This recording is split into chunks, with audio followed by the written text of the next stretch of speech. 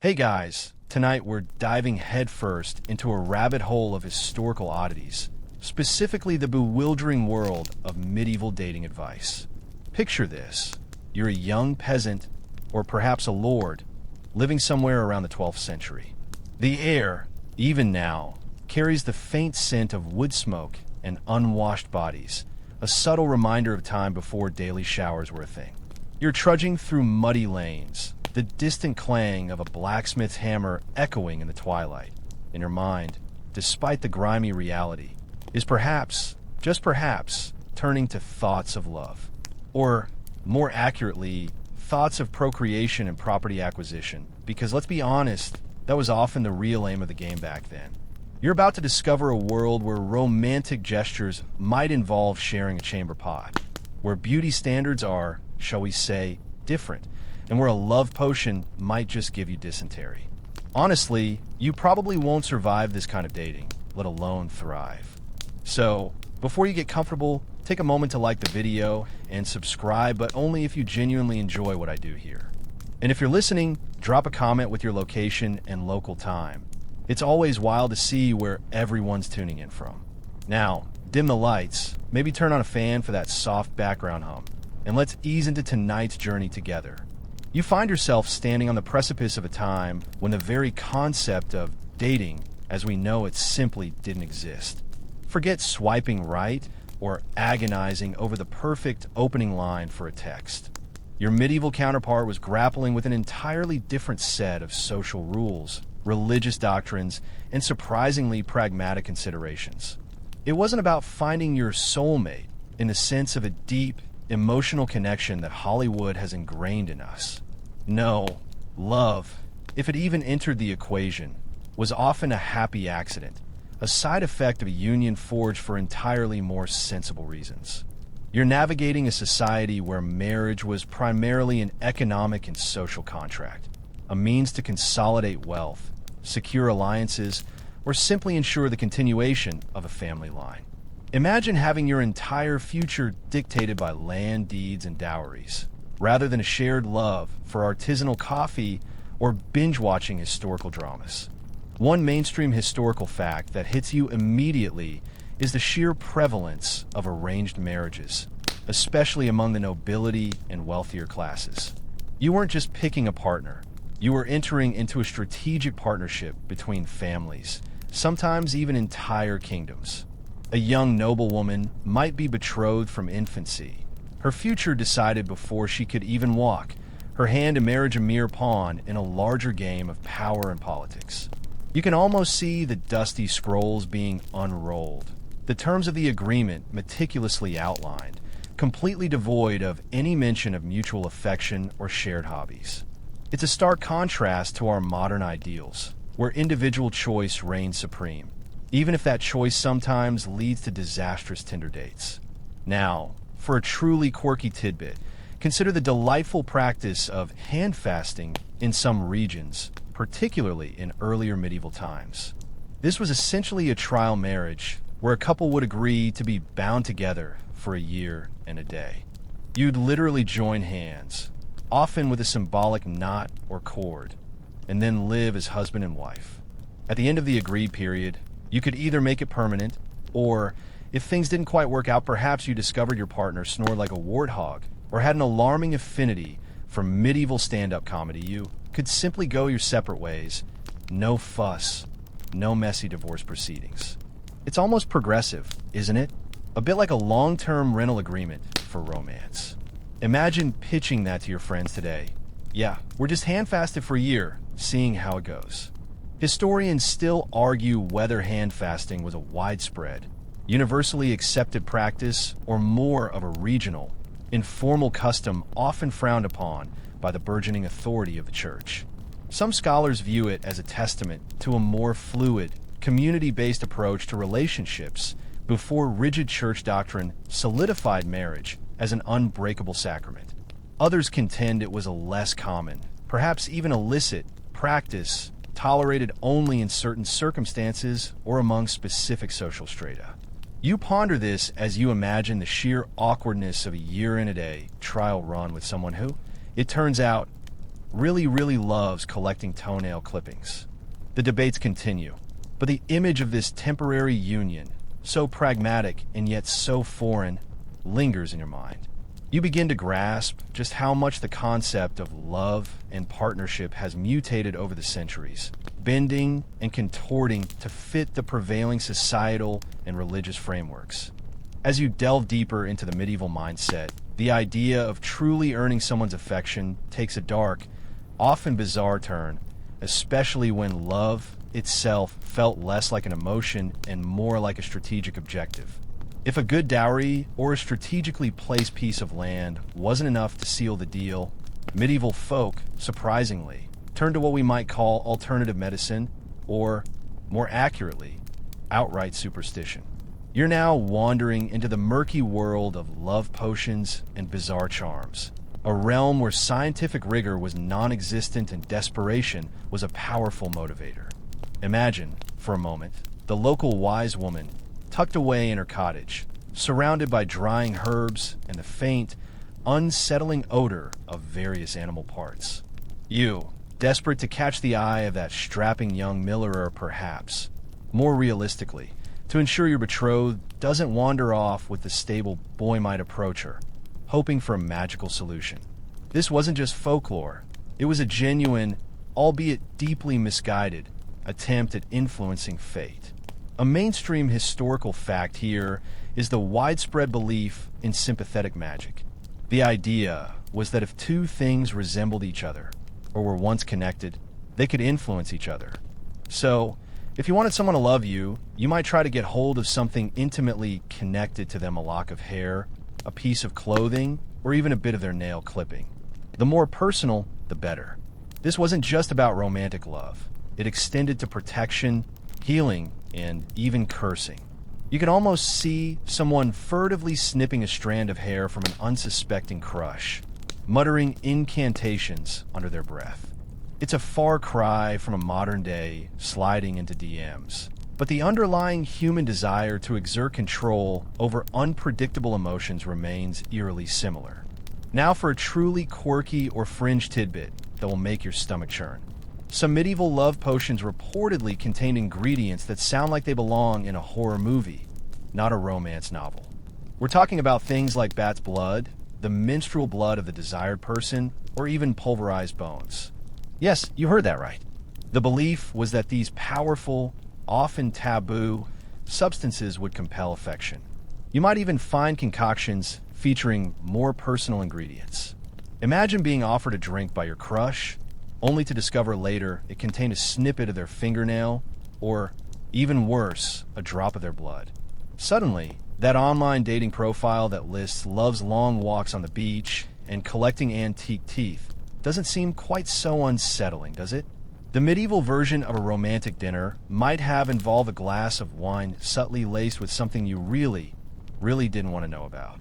Historians still argue whether these more extreme love potions were commonly used or primarily existed in grimoires and folktales as a last, desperate resort. Were they truly consumed, or were they more symbolic rituals? Some scholars argue that the sheer danger and unpleasantness of some ingredients would have made widespread use impractical and, frankly, rather risky to one's health. Others contend that in a time of limited medical knowledge and intense social pressures to marry and produce heirs, people were willing to try almost anything, no matter how foul, to achieve their desired outcome. You picture a medieval equivalent of a bad Yelp review. Potion didn't work, I broke out in hives for a week. 0/5 stars, would not recommend. The debate highlights the tension between the documented existence of these recipes and the practical realities of daily life, leaving you to wonder just how many medieval hearts were won or lost through such disgusting means. And it wasn't just about ingestion. Charms and amulets were also popular. You might carry a small, inscribed piece of parchment or a specific stone, believing it would draw love to you. Perhaps you'd sew a particular herb into your clothing or wear a trinket given to you by a hopeful suitor. These weren't subtle hints. They were active, physical attempts to manipulate an invisible force, a force as capricious and unpredictable then as it is now. You can almost feel the weight of these tiny, hopeful objects in your hand, imbued with the desperate wishes of countless medieval lovers. It makes you grateful for the relative simplicity of a well-crafted text message, even if it often goes unanswered. Having navigated the dubious charms of medieval love potions, you now stumble headfirst into another profoundly unsettling aspect of medieval courtship: the truly bizarre and often grotesque beauty standards of the era. Forget flawless skin and perfectly coiffed hair. Your medieval crush might have found a large, protruding forehead or even a lack of eyebrows incredibly alluring. You're entering a world where what we consider attractive today would have been downright repulsive, and vice versa. This section is less about romance and more about making sure you don't accidentally puke your guts out when faced with a medieval beauty routine. Let's start with a mainstream historical fact that might make you reconsider your morning shower. Personal hygiene, as we understand it, simply wasn't a priority or even possible for most medieval people. Bathing was infrequent, often a luxury, and rarely involved soap as we know it. Instead, people might dry clean their skin by rubbing it with cloths or use various herbs to mask odors. You can practically smell the communal body odor now, a pungent blend of stale sweat, unwashed wool, and whatever local livestock wandered too close. Imagine trying to impress someone when your best efforts at cleanliness involve wiping down with a damp rag and hoping for a stiff breeze. The idea of smelling good was often about masking, not washing away, and sometimes involved carrying posies of sweet-smelling flowers, which also conveniently kept away the stench of open sewers. Now for a truly quirky or fringe tidbit that will send shivers down your spine: the pursuit of a fashionable forehead. In certain periods, particularly among the nobility, a high forehead was considered a mark of beauty and intellect.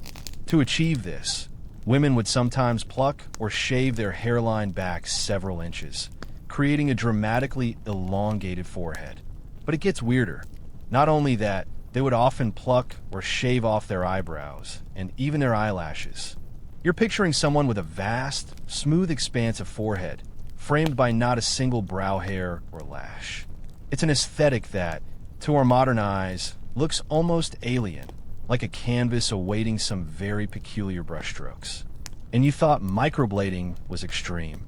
Imagine the dedication, or perhaps the sheer boredom required to maintain such a look without the benefit of modern tweezers or depilatory creams. Historians still argue whether the widespread adoption of plucked eyebrows and high foreheads was purely an aesthetic choice, or if it had deeper symbolic meanings related to piety or a rejection of earthly vanity.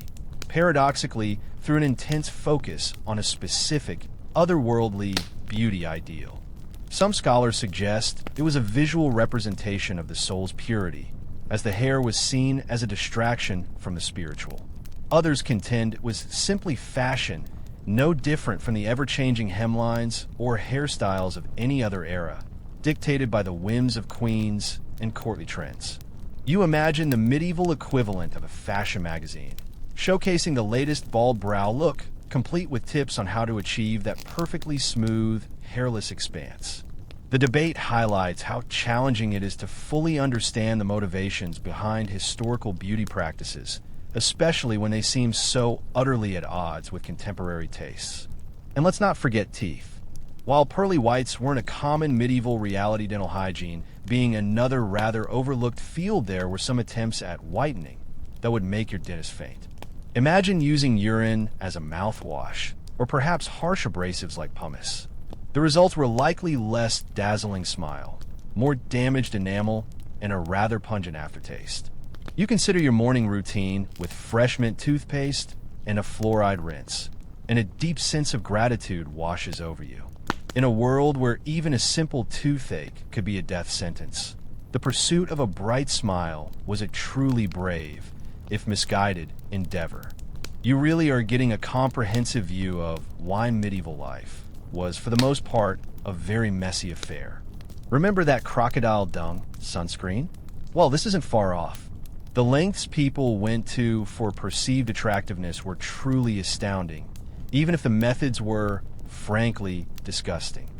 Having recoiled from the medieval beauty standards and the truly awful things people put in their mouths or on them, you now find yourself facing the undeniable truth that, for most people in the Middle Ages, love was a secondary consideration, if it was considered at all.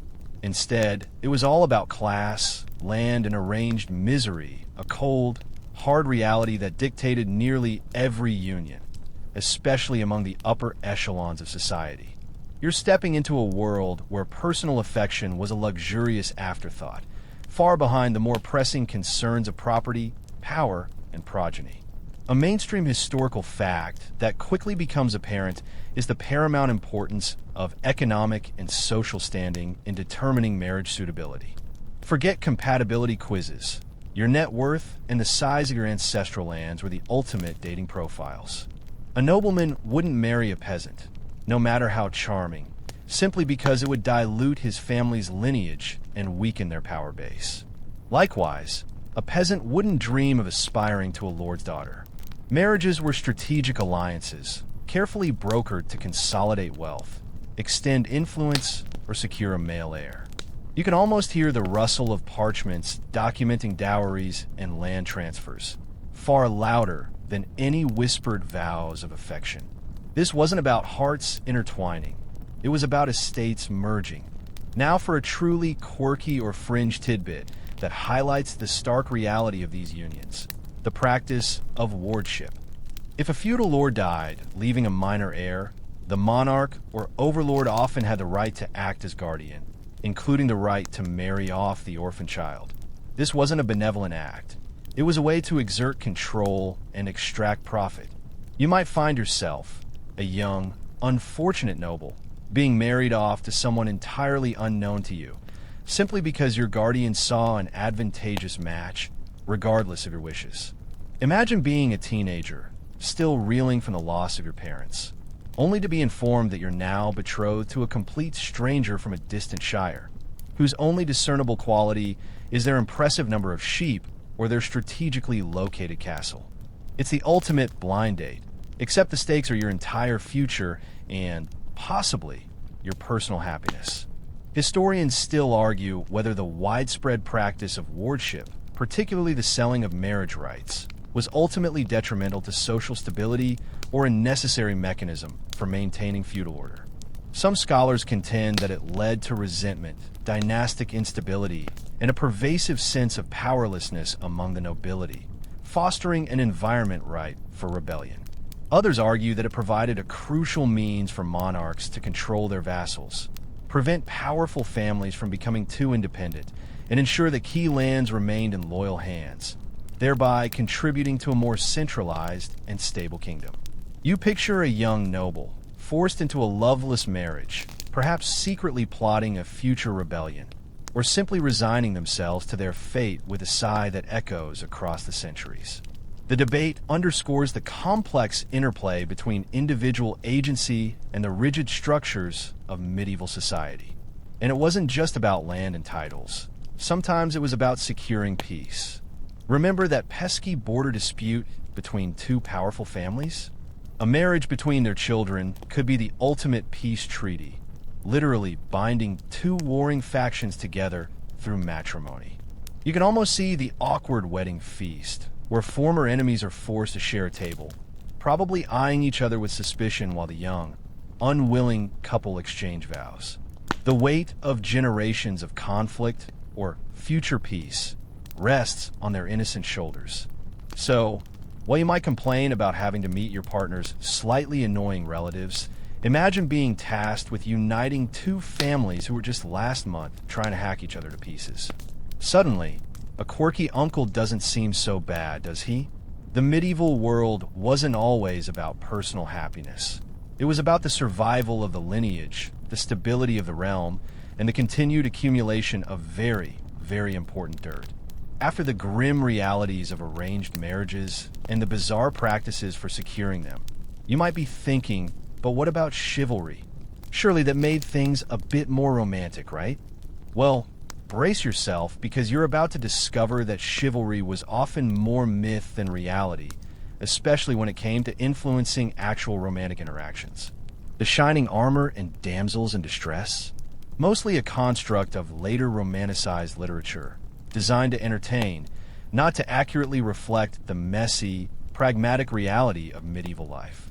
A mainstream historical fact here is that the concept of chivalry primarily emerged as a code of conduct for knights, focusing on military prowess, loyalty to one's lord, and piety, rather than courtly love. While courtesy and protection of the weak were certainly part of the ideal, the emphasis was on battlefield conduct and feudal duties. You see a knight, not rescuing a princess from a dragon for love, but perhaps diligently campaigning for his lord, or participating in a joust for honor and renown. The image of a knight kneeling before a lady, offering a single rose, is largely a much later, more poetic invention.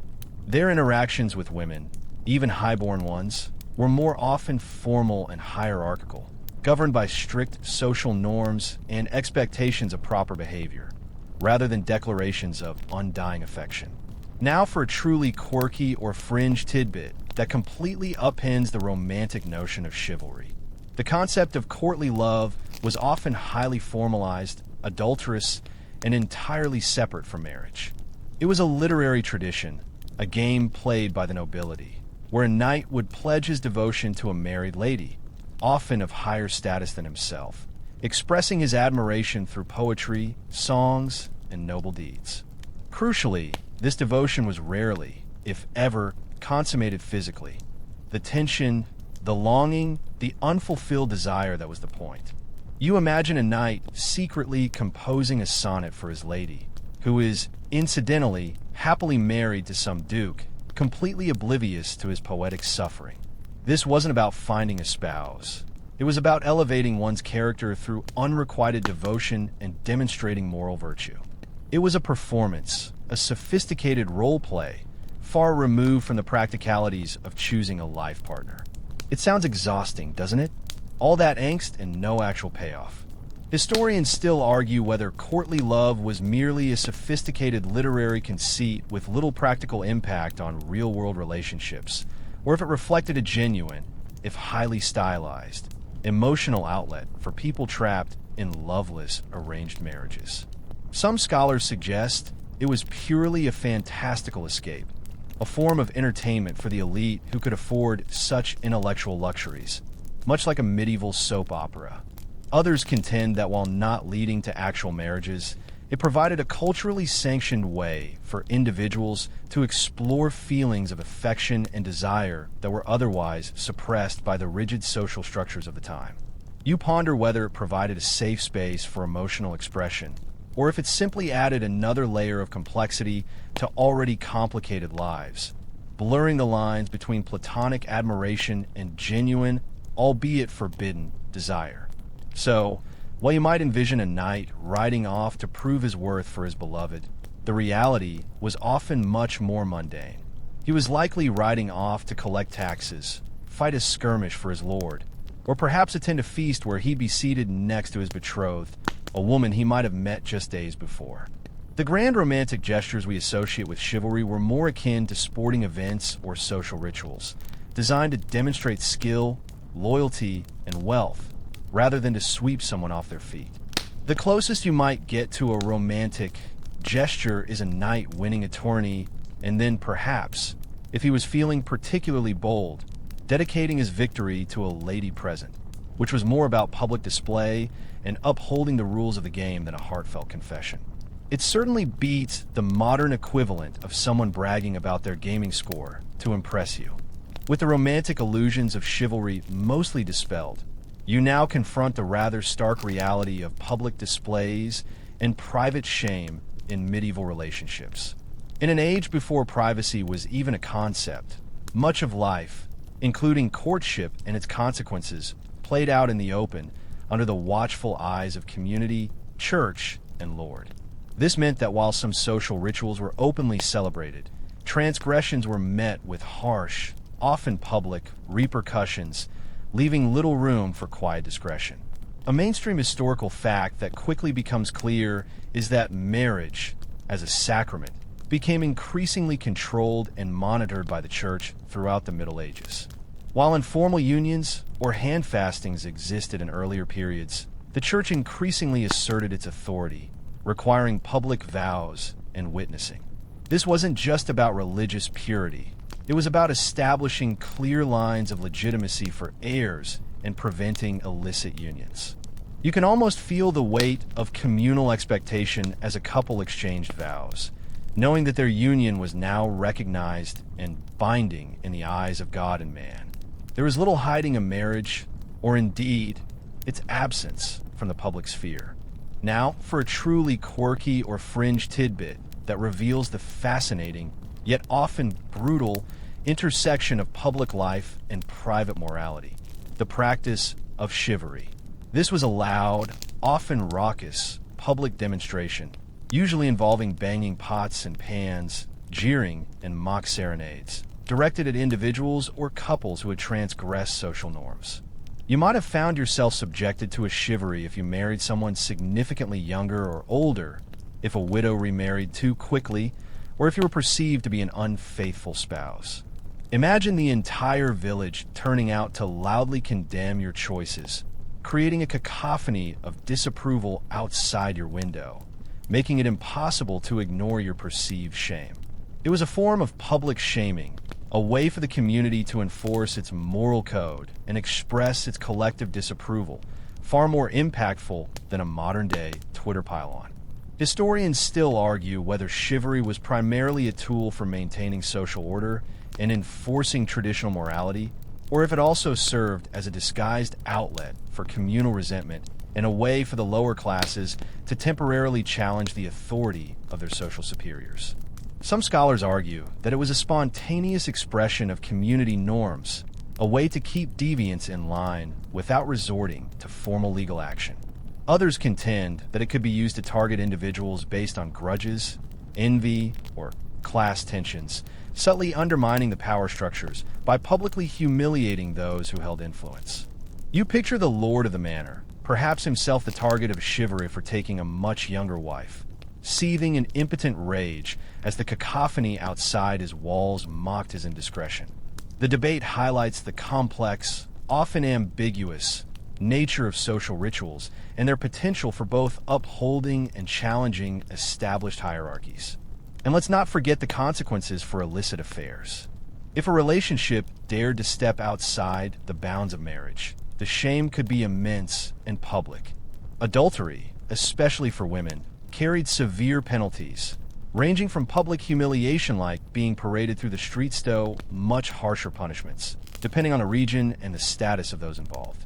You might see a woman forced to wear a distinctive mark, or even have her hair cut short as a sign of her transgression. The children born of such unions were often branded illegitimate, carrying that stigma for life, unable to inherit or claim the same social standing as their legitimate counterparts.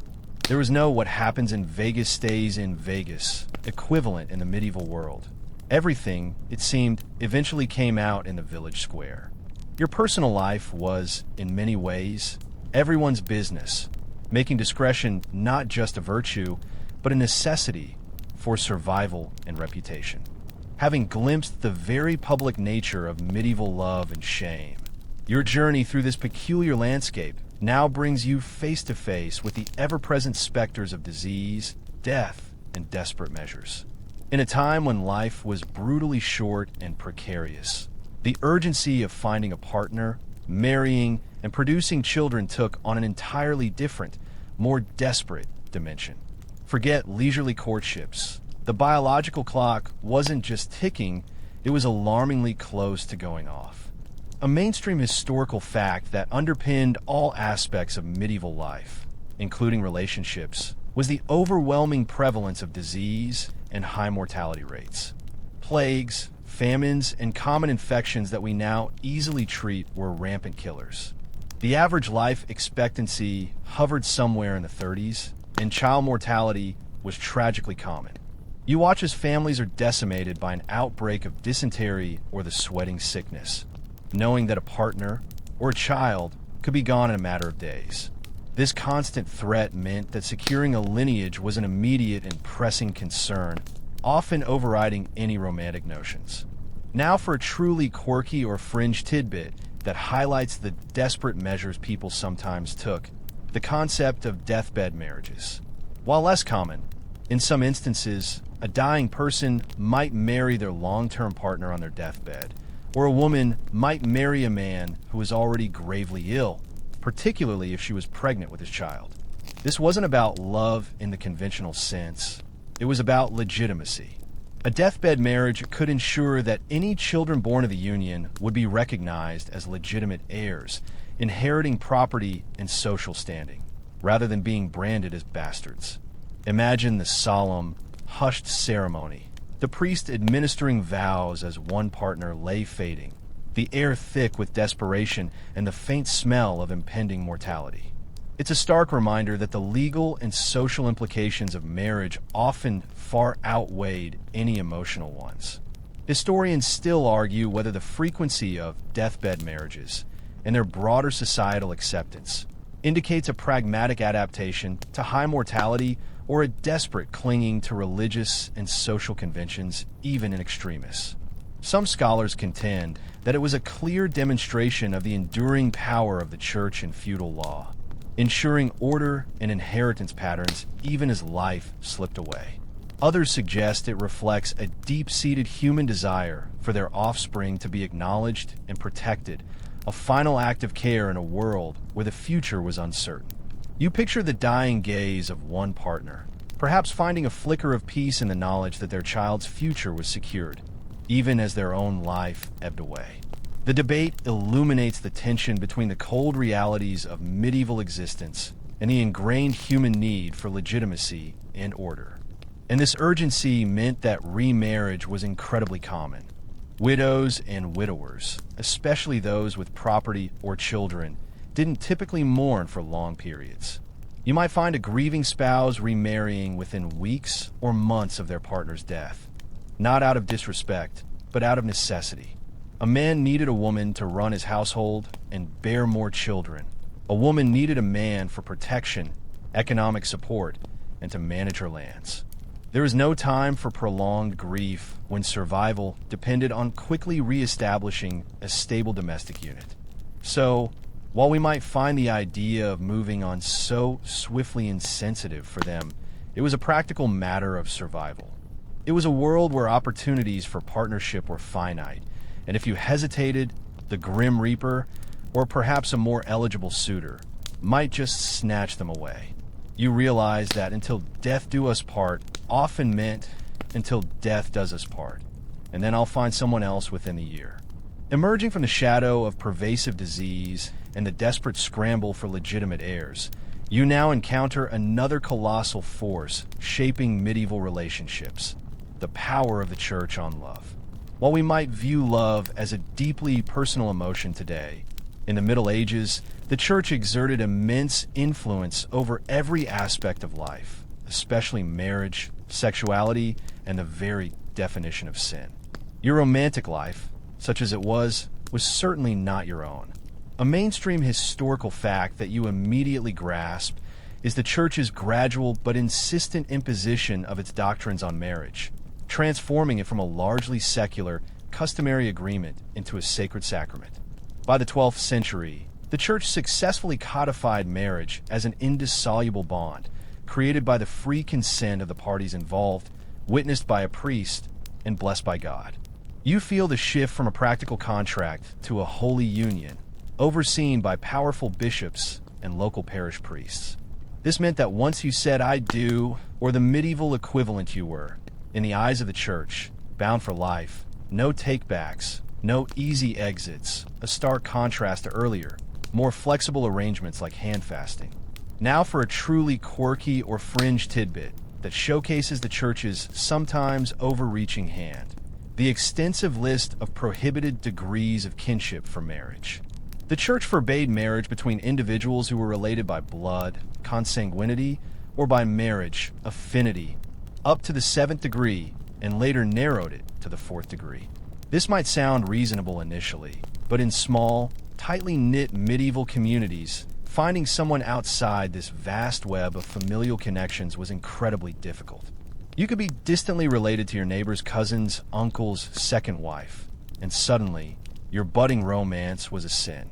Imagine trying to date in a village where half the population was, according to the church, too closely related to you. It led to elaborate calculations of lineage and constant vigilance to avoid accidental incest, which, of course, was strictly defined by canon law, not necessarily by biological reality. Historians still argue whether the church's increasingly strict regulations on kinship and marriage were primarily a genuine effort to uphold moral purity and prevent genetic issues, or if they served as a strategic tool to expand the church's power and influence over noble family succession. Some scholars contend that the prohibitions, though sometimes extreme, aim to promote exogamy, marriage outside one's immediate group, thereby reducing intermarriage within small communities and potentially broadening social networks. Others argue that by defining and enforcing these complex rules, the church gained significant leverage over powerful families, as it could grant dispensations, for a fee of course, or invalidate unions, thus influencing political alliances and inheritance. You picture a frantic noble, desperate to marry his distant cousin for political gain, having to pay a hefty sum to the local bishop for a special exemption, further cementing the church's financial and spiritual authority. The debate highlights the intricate blend of piety and pragmatism that often characterized medieval institutions. And the church's influence extended beyond just who you could marry. It dictated what was permissible within marriage. Sexual acts were primarily for procreation, and anything deemed unnatural or not leading to conception was considered sinful. Contraception, even basic methods, was strictly forbidden. You imagine the confessional booth, not just for admitting major sins, but for confessing minor marital transgressions or impure thoughts. The weight of potential damnation hung heavy over even the most intimate aspects of a relationship. So, while you might complain about your parents asking too many questions about your love life, imagine having your every romantic inclination scrutinized by an institution with the power to condemn your soul to eternal fire. It certainly added a layer of theological stress to what might otherwise have been a simple human connection, with the shadow of the church looming large over medieval relationships, defining who you could marry and how you should behave within that union. You might wonder how, or even if, genuine affection managed to express itself. Enter the subtle, often coded world of poetry, songs, and hidden meanings, where true feelings found an outlet, albeit one carefully veiled to avoid social or religious condemnation. This was the nuanced language of the heart, spoken when direct declarations were simply too risky. A mainstream historical fact you encounter here is the rise of troubadour and trouvère poetry, particularly in southern France and later throughout Europe from the 11th to the 13th centuries. These were lyric poets and composers, often of noble birth, who created elaborate songs and poems, largely centered on the theme of courtly love. You hear the faint strumming of a lute, accompanying verses of profound devotion, unrequited longing, and the adoration of a high-born lady. These works weren't just simple love songs. They were intricate artistic expressions, full of symbolism and classical allusions, often performed in aristocratic courts. They provided a cultural framework for discussing love in a refined, intellectualized manner, even if the love itself was purely platonic or metaphorical. Now for a truly quirky or fringe tidbit that reveals the cleverness of these hidden expressions, the use of senhals. A sunhal was a poetic pseudonym or code name for the beloved lady in a troubadour poem. Instead of openly naming the woman, which would have been scandalous and dangerous given the usually illicit nature of courtly love, the poet would use a veiled reference, a metaphor, or a play on words that only the initiated few the lady herself, perhaps her close confidants, and other courtly connoisseurs would understand.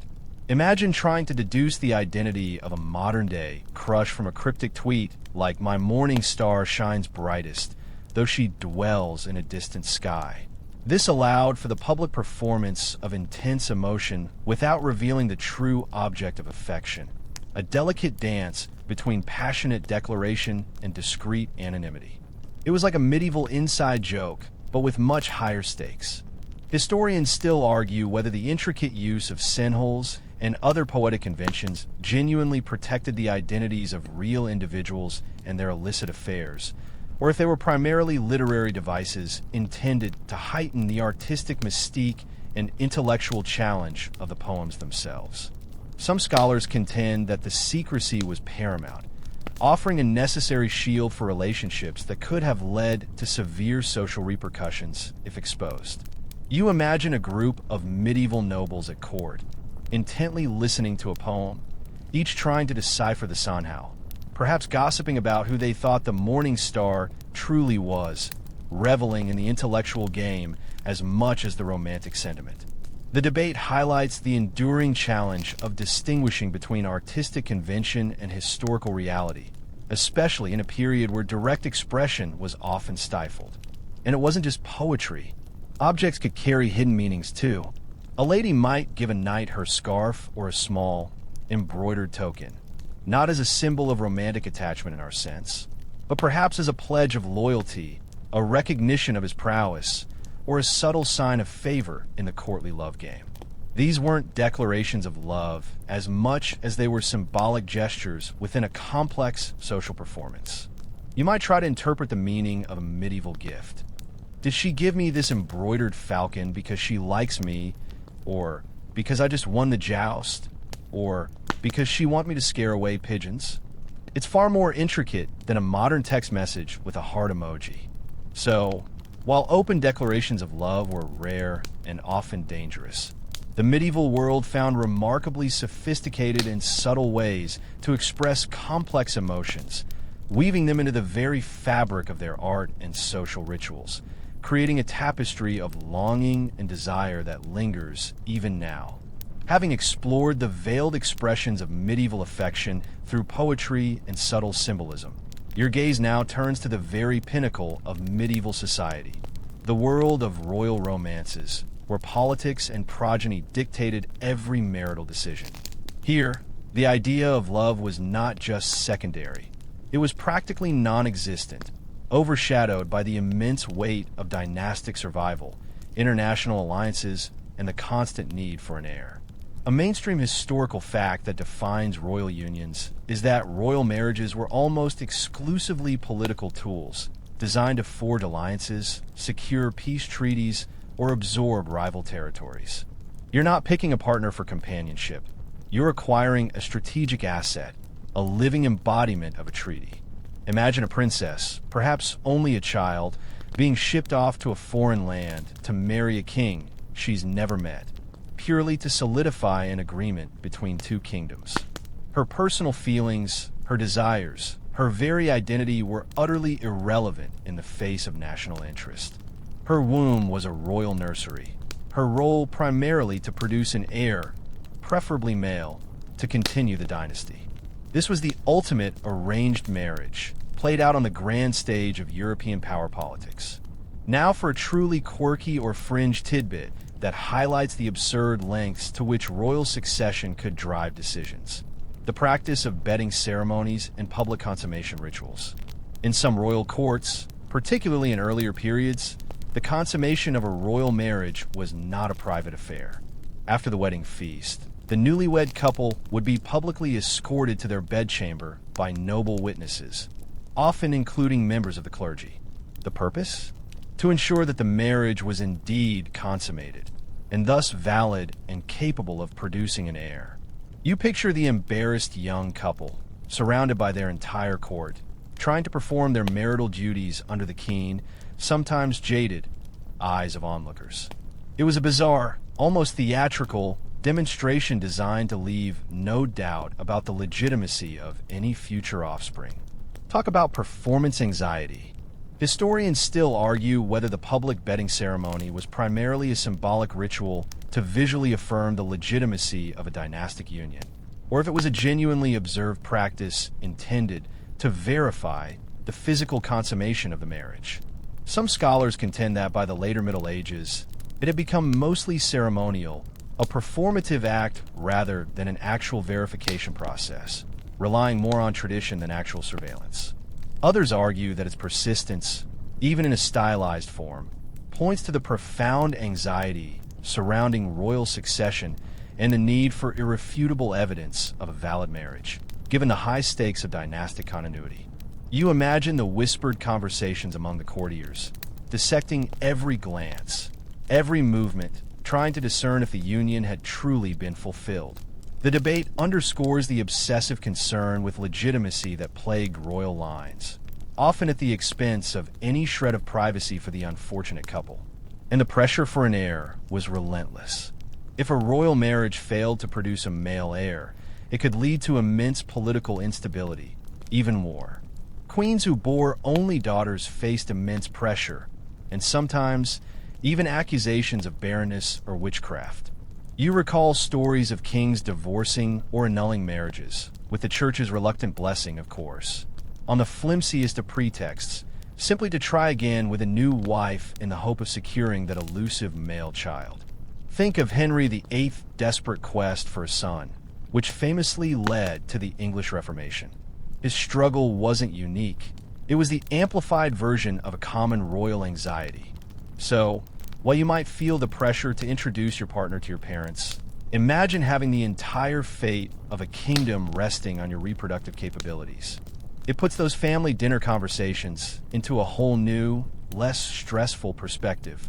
Stepping away from the grand, often cold, stage of royal marriages, you now journey back to the broader populace, where the rituals surrounding courtship, even if they weren't about kingdom building, were still deeply embedded in tradition and sometimes surprisingly unusual.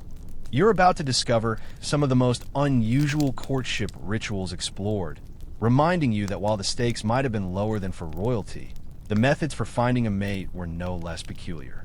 A mainstream historical fact is that courtship in medieval society was far more community-oriented and supervised than modern dating. There were few opportunities for private, unsupervised meetings between young men and women. Instead, interactions often took place at communal events like fairs, markets, church gatherings, or during shared labor in the fields. You envision young people meeting under the watchful eyes of their parents, neighbors, and village elders, every glance and whispered word potentially noted and discussed. This wasn't about clandestine dates. It was about public interaction within accepted social bounds, minimizing scandalous behavior and maximizing community oversight. Now for a truly quirky or fringe tidbit that might make you grateful for online profiles. The practice of bundling or tally courting in some rural areas, particularly in colder climates. This involved a young man and woman, fully clothed, sharing a bed together, often with a board placed between them or a sheet tied around their legs to prevent any improper contact. The idea was to allow them to spend time together, talk, and get to know each other intimately in a warm environment, without the risk of actual sexual transgression. Imagine the awkwardness. You're trying to have a meaningful conversation, perhaps discussing your hopes and dreams, all while lying stiffly next to someone, separated by a piece of wood, in a bed that might also be occupied by snoring siblings. It sounds less like a romantic encounter and more like a bizarre sleepover with very strict rules. Historians still argue whether bundling was a genuinely widespread and accepted custom, primarily among the lower classes, or if it was a more isolated, perhaps even frowned upon, practice born out of necessity in economically challenging circumstances. Some scholars contend that it reflected a pragmatic approach to courtship in areas where fuel was scarce and private spaces limited, allowing young couples supervised intimacy. Others argue that it was often viewed with suspicion by the church and more respectable elements of society, seen as an invitation to sin, and likely led to a higher rate of premarital pregnancies despite the stated intentions of chastity. You picture a medieval mother trying to explain the rules of bundling to her bewildered daughter, emphasizing the importance of that separating plank. The debate highlights the tension between local custom, practical need, and the moral dictates of the time. And then there were less direct methods of expressing interest. While direct declarations of love were rare, a young man might perform acts of service for a family he wished to join, helping with a harvest, mending a fence, or aiding with a difficult task. This wasn't just being neighborly. It was a quiet demonstration of his industriousness, his strength, and his potential as a future husband. You might see his suitor diligently splitting logs for a maiden's father, hoping his brawny efforts would be noted and approved. Conversely, a young woman might subtly showcase her domestic skills, perhaps by leaving a perfectly baked loaf of bread on a windowsill when a potential suitor was known to be passing by. It was a quieter, more understated form of courtship, where action spoke louder than any words, and a strong back or a well-baked pie could be far more persuasive than a grand romantic gesture. It's certainly a stark contrast to our modern era, where you might impress someone with your perfectly curated Instagram feed, rather than your ability to churn butter.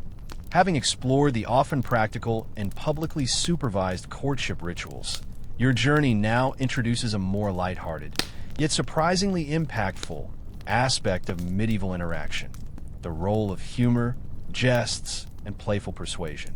While the period might seem grim and serious, a well-placed joke, a witty retort, or even a clever riddle could play a significant role in attracting a mate, or just as easily, sealing your fate as perpetually single. A mainstream historical fact that might surprise you is the presence of various forms of entertainment and social gatherings where wit and banter could flourish. Fairs, festivals, feasts, and even simple gatherings at the local tavern or village green provided opportunities for people to interact and display their personalities. You can almost hear the raucous laughter echoing from crowded hall as a minstrel tells a bawdy tale, or two villagers engage in a spirited exchange of playful insults. These were the arenas where one could demonstrate intelligence, quick thinking, and a sense of fun, qualities that were, even then, appealing in a potential partner. Now for a truly quirky or fringe tidbit that highlights the often crude nature of medieval humor: the popularity of riddles and wordplay, sometimes with surprisingly vulgar undertones, used as a form of social engagement and even flirtation. These weren't always the innocent, what has an eye but cannot see variety. Many medieval riddles relied on double entendres, suggestive imagery, and thinly veiled sexual references, inviting a clever, often risque, response. Imagine a young man posing a riddle to a maiden, the answer subtly implying something a bit less than chaste, and her quick, witty, and equally suggestive reply. It was a sophisticated, if unrefined, way of testing intellect, boldness, and a shared sense of humor, pushing boundaries without explicitly crossing them in polite company. It's certainly a more involved form of flirtation than sending a GIF. Historians still argue whether the prevalence of sexually explicit riddles and bawdy jokes in medieval society reflects a more open and less puritanical attitude towards sexuality among common people, or if it was merely a compensatory outlet for desires largely suppressed by strict religious and social norms.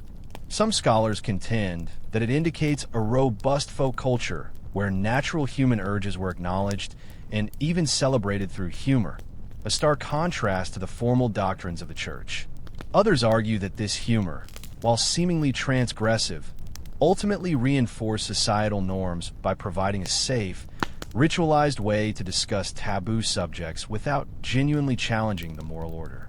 You picture a group of medieval peasants roaring with laughter at a particularly crude riddle, finding a release in the shared naughtiness that their daily lives and religious teachings often denied them. The debate illuminates the complex, often contradictory, relationship between official morality and everyday popular culture. And the flip side of wit was, of course, dullness. If you couldn't keep up with the banter, or if your attempts at humor fell flat, you were likely out of luck. A man might try to impress a woman with a boastful tale of his exploits, only to be met with an eye roll or a sharp, humorous put down. Conversely, a woman might be admired not just for her beauty or her dowry, but for her sharp mind and ability to engage in intelligent conversation or to deliver a quick, humorous retort that showed she wasn't easily impressed. So, while strength and wealth were certainly important, a quick wit could, at times, level the playing field, proving that even in the Middle Ages, personality counted for something. You might have seen medieval stand-up comedy, perhaps involving a jester who knew just how to deliver a stinging punchline without getting himself thrown into the stocks. It's a testament to the enduring power of laughter and connection, even when surrounded by the less charming realities of medieval existence. Having chuckled at the medieval attempts at humor, you now confront a far less amusing aspect of medieval relationships: the immense difficulty and often impossibility of ending a marriage.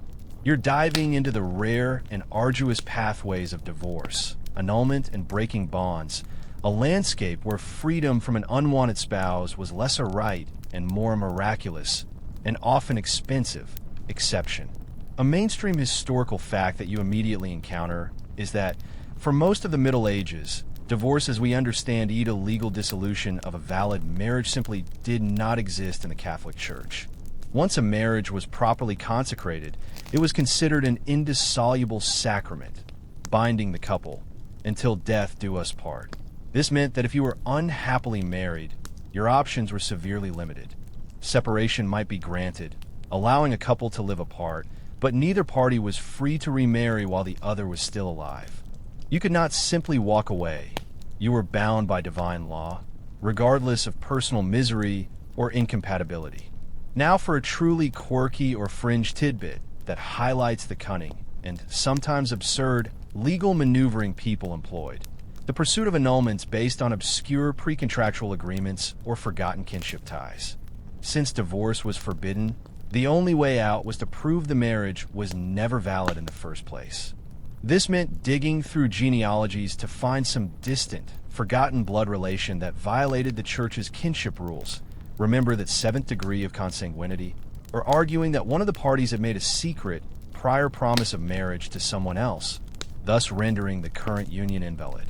Imagine desperately trying to uncover a great-great-great-aunt's illicit affair from decades ago, or digging up some long-lost betrothal agreement, all to prove your current marriage was a sham.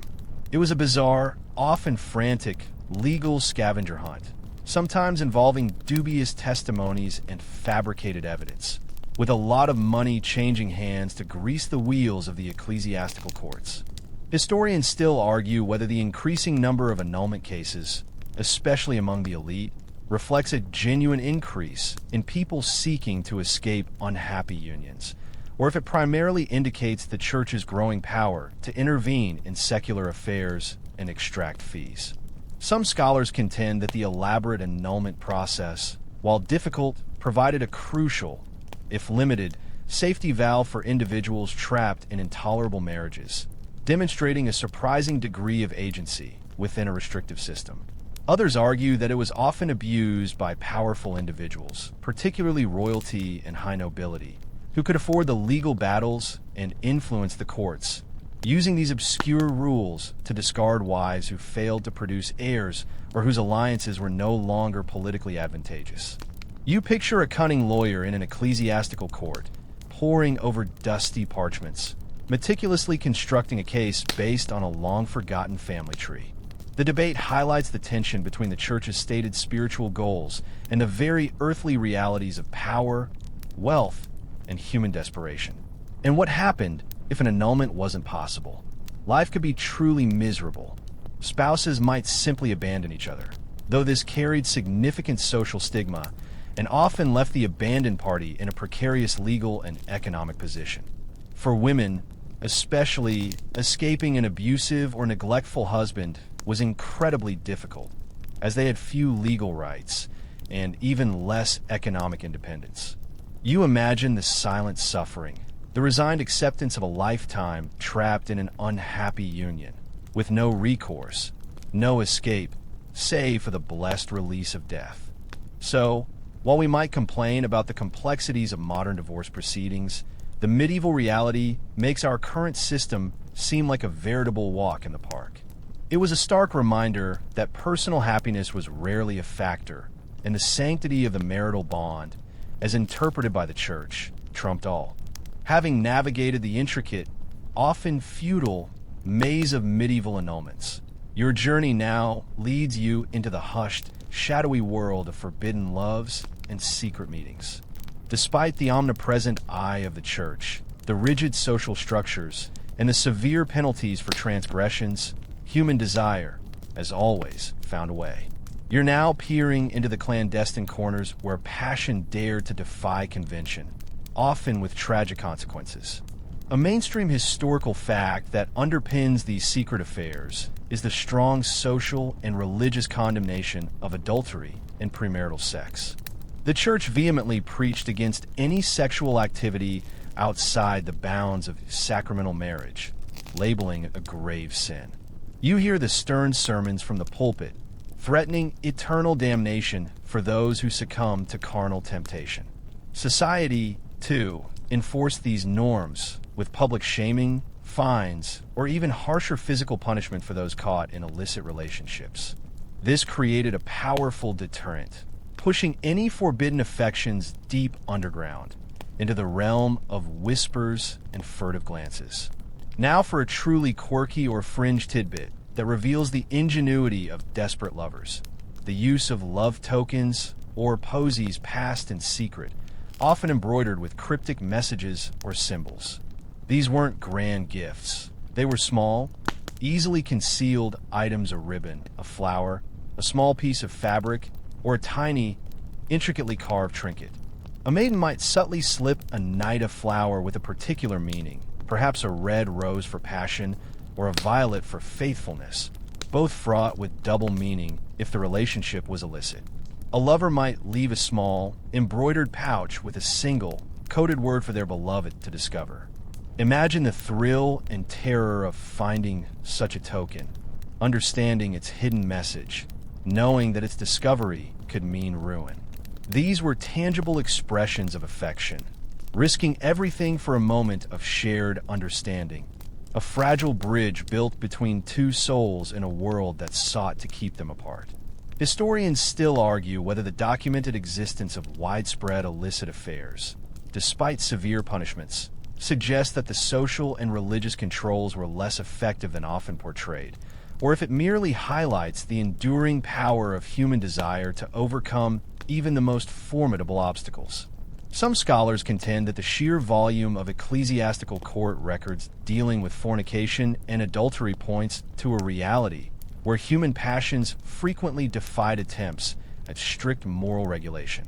Others argue that while these acts certainly occurred, they were often isolated incidents or short-lived encounters, and a vast majority of medieval people conformed to the expectations of their society, fearing both earthly punishment and eternal damnation. You picture the illicit couple meeting under the cloak of night in a secluded barn, their hearts pounding not just with passion, but with the fear of discovery, wondering if this stolen moment of intimacy was worth the immense risk. The debate illuminates the enduring tension between societal control and individual will, a tension that has played out across centuries. And for those whose forbidden loves came to light, the consequences were devastating. Not only the shame and punishment, but also the potential for violence, particularly if the aggrieved party was a powerful lord or a jealous husband. Stories abound, not just in literature, but in legal records, of brutal reprisals against unfaithful spouses or their lovers. There was no gentle breakup or amicable parting of ways. Discovery often meant public humiliation, imprisonment, or even death. You recall the chivalry, that noisy public shaming, now amplified by the severity of an exposed affair, a cacophony of moral outrage ringing in your ears. So, while modern forbidden loves might face disapproving glares or awkward family dinners, medieval illicit affairs were a matter of life and death. A high-stakes gamble where the ultimate prize was a stolen moment of affection, and the ultimate cost could be everything. Having traversed the hidden pathways of forbidden medieval loves, you now arrive at the final destination of your journey through this peculiar historical landscape, reflecting on the legacy of medieval love lessons. What do these bizarre rituals, strict rules, and desperate measures tell us about ourselves and about the timeless, often perplexing nature of human connection, even in our seemingly enlightened modern age? A mainstream historical fact that becomes abundantly clear through this entire exploration is the fundamental human need for companionship and connection, regardless of the prevailing social, economic, or religious constraints. Whether it was through strategic arranged marriages, clandestine love tokens, or the brutal necessity of remarriage after death, people throughout the Middle Ages found ways to form partnerships, raise families, and navigate the complexities of desire. You realize that while the methods of finding a mate have changed dramatically, the underlying human drive to pair bond, to seek intimacy, and to ensure the continuation of one's lineage remains remarkably constant. Now for a truly quirky or fringe tidbit that draws a surprising parallel to modern dating. The enduring human tendency to present a curated, idealized version of oneself, even when reality is far messier. Think back to the elaborate courtly love poems, where a knight's devotion was expressed through highly stylized, often exaggerated, rhetoric, or the lengths people went to achieve those bizarre beauty standards like plucked eyebrows and high foreheads. These were, in a way, the medieval equivalent of our carefully filtered selfies and hyper-polished online dating profiles. You're still trying to put your best foot forward to appear more desirable, more virtuous, or more powerful than you might actually be. The tools have changed from a lute and a parchment to a smartphone and a ring light, but the underlying impulse to impress and allure remains identical. Historians still argue whether the medieval emphasis on external factors like lineage, wealth, and public virtue ultimately made for more stable, if not happier, unions, or if the suppression of individual choice fostered widespread private misery. Some scholars contend that the pragmatic approach of arranged marriages, by removing the volatile element of personal attraction, often led to more enduring partnerships based on shared economic goals and social stability, even if romantic love developed much later, or not at all. Others argue that this suppression of individual desire bred resentment, infidelity, and deep personal unhappiness, ultimately demonstrating the futility of trying to legislate affairs of the heart. You ponder which path leads to greater societal well-being: the predictable, controlled stability of medieval unions, or the often chaotic, but individually chosen, freedom of modern romance. The debate highlights the timeless tension between societal order and individual fulfillment. And so, as you emerge from this journey, you carry with you a renewed appreciation for the seemingly simple freedoms of modern dating. No one is forcing you to marry your distant cousin to secure a peace treaty, or to drink a love potion made of bat's blood. You can choose your partner for love, for shared interests, or simply because you enjoy their company. But you also realize that beneath the layers of historical oddity, the medieval past offers a profound mirror to our present. We still grapple with societal expectations, economic pressures, and the unpredictable nature of human attraction. The pursuit of legitimacy, the fear of judgment, the desire for companionship, these are threads that weave through the tapestry of human history, connecting us, in curious and sometimes unsettling ways, to our medieval ancestors. Perhaps that awkward first date you had last week wasn't so bad after all, especially when compared to a chivalry or a forced deathbed marriage. The past, in its strange and bewildering ways, teaches us gratitude for the present and a deeper understanding of the persistent, sometimes bizarre, contours of the human heart.